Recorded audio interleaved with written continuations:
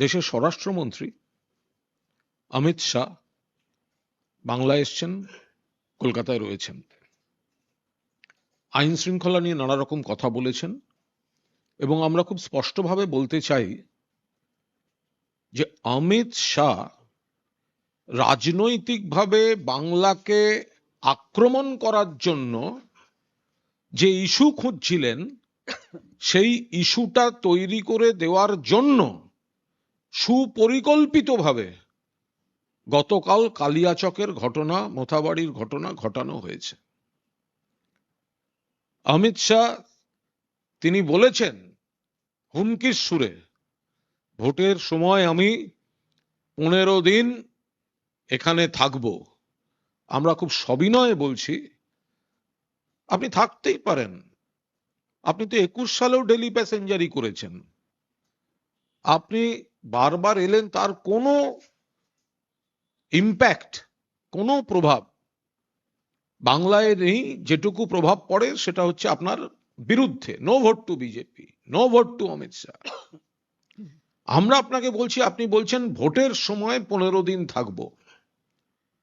আমরা বলছি 15 দিন কেন, 1 মাস থাকুন, কিন্তু আপনার বিবৃতিটা সামান্য চেঞ্জ করে আপনার দম থাকলে আপনি বলুন ভোটের ফলাফল প্রকাশের পর 1 দিন বাংলায় থাকবো। ভোটের সময় 15 দিন থাকবো এইটুকু বলে ছেড়ে দেবেন না। আপনাকে বলতে হবে, আপনার ক্ষমতা থাকলে আপনি বলুন ভোটের ফলাফল বেরোনোর পর 1 দিন কলকাতায় থাকবো। গোহারা হারবেন। আগের বার বলেছিলেন আব কি বার 200 পার, 77 এসে থেমে গেছিল, আপনি অনুপাতে ফেলে দিন। আজকে উনি বলেছেন 170 পেলেই পরিবর্তন, 277, 170, 60, আপনি অনুপাতে ফেলে দিন। 21 সালে যে বলেছে 200 জিতবো, 77-এ আটকে গেছে, 26 সালে এসে সে নিজেই কমিয়ে ফেলেছে 170। নিশ্চিত পরাজয় বুঝে গেছেন, মুখ রক্ষায় এই ধরনের এখন এখানে প্ররোচনামূলক কথা বলে বেড়াচ্ছেন এবং সমস্ত রকম নগ্নাদ দিয়ে কাজ করছেন। নন্দীগ্রামে আমাদের কর্মী খুন হয়ে গেল, ফড়িং দাস, গতকাল থেকে হুমকি দিয়েছে বিজেপি কর্মীরা, গতকাল থেকে হুমকি দিয়েছে, তারপর পিটিয়ে মেরে দিয়েছে। বিজেপির প্ররোচনা, বিজেপি গন্ডগোল চাইছে। কালিয়াচকে কি হয়েছে, মাননীয় মুখ্যমন্ত্রী খুব স্পষ্টভাবে বলেছেন বিচারকদের আটকে রাখা, বিচারকদের ঘিরে বিশৃঙ্খলা কোনো অবস্থায় সমর্থন করি না, কোনো অবস্থায় বরদাস্ত করি না। আমরা লড়ছি মানুষকে সঙ্গে নিয়ে গণতান্ত্রিকভাবে এবং আইনে। আমরা শান্তিপূর্ণভাবে প্রত্যেক বৈধ ভোটারের অধিকার আমরা আদায় করে ছাড়ব। কিন্তু এখানে একটা প্লট হচ্ছে, ওদের গন্ডগোল চাই, ওদের অস্থিরতা চাই। কাল থেকে আরম্ভ করেছে আইন শৃঙ্খলা। কাদের হাতে আইন শৃঙ্খলা? আপনারা একের পর এক অফিসার সরিয়েছেন, পুলিশ প্রশাসন, মুখ্য সচিব থেকে স্বরাষ্ট্র সচিব, নগরপাল থেকে ডিজি আপনারা সরিয়েছেন। অলিখিত জরুরি অবস্থা আপনারা জারি করেছেন, কৈফিয়ত দেবে মমতা বন্দ্যোপাধ্যায়ের সরকার? হয় নাকি কখনো? আপনারা প্ররোচনা দিচ্ছেন, বৈধ ভোটারদের নাম কাটছেন, হ্যারাসমেন্ট, বাবা বন্দ্যোপাধ্যায় ছেলে কেন ব্যানার্জি, মহিলাদের বিয়ের পর কেন ঠিকানা বদল, পদবি বদল, নাম্বার দিচ্ছেন, মৃত্যুর মিছিল হয়ে গেছে আতঙ্কে উদ্বেগে। আপনারা প্ররোচনা দিচ্ছেন, আবার আপনাদের কিছু বি টিম সি টিম মানুষকে উত্তেজিত করাচ্ছে, চলুন আমরা গিয়ে ওখানটা অ্যাটাক করি।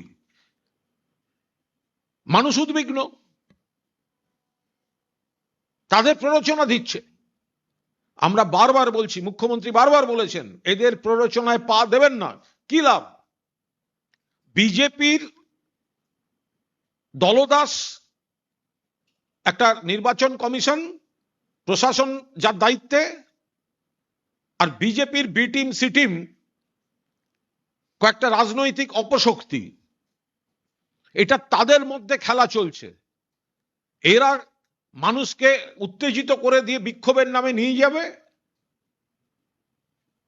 আর এই ধরনের অপ্রীতিকর পরিস্থিতি তৈরি করবে। মাননীয় মুখ্যমন্ত্রী খুব স্পষ্টভাবে বলেছেন, এ ধরনের গন্ডগোলে পা দেবেন না। কি লাভ হবে? এরপর তদন্তের নামে আপনাদের ধরে নিয়ে যাবে, যে ভোটটা দিতেন সেই ভোটটাও তো দিতে পারবেন না।